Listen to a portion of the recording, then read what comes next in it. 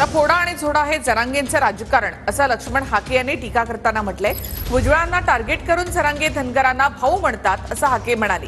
तर दुसऱ्यांची भांडणं विकत घेण्याची काहींना सवय लागली आहे, मनोज जरांगे पाटील यांनी लक्ष्मण हाकेंना प्रत्युत्तर दिलंय।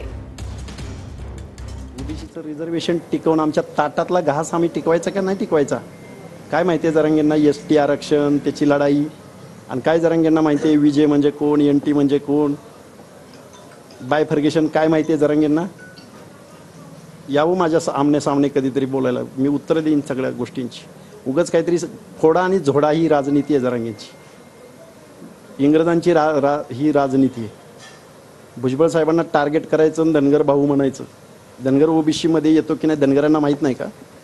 काहीतरी महाराष्ट्राला संभ्रमित करायचा प्रयत्न जरांगे करू नका, कारण तुमच्या प्रत्येक प्रश्नाचं उत्तर लीगल, कायदेशीर, घटनात्मक द्यायला हा लक्ष्मण हाके तयार आहे। तुम्हाला काय करायचं, मी त्याला टार्गेट करीन नाही तर काही करीन, तुमचं नामचं काही आहे का। त्याने आमच्या याच्यात खोडा घातला।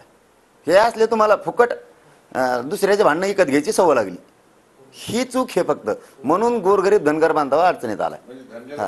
म्हणजे तुम्हाला असं म्हणायचं का उद्यापासून आम्ही भाऊ बी म्हणून नाही असं म्हणायचं का। मग ते कोण म्हणतोय त्याला असं म्हणायचं का की आम्ही उद्यापासून एकमेकाला भाऊ म्हणू नये, एकमेकाच्या मागं लागावं, रोज शांतता राहू नये, सलोखा चांगला टिकला नाही पाहिजे, ही याच्यासाठी आंदोलन उभा केलेले आहेत का। मग जातीय दंगली व्हावा, जातीय तेढ निर्माण व्हावा यासाठी केलेले आहेत काय मग।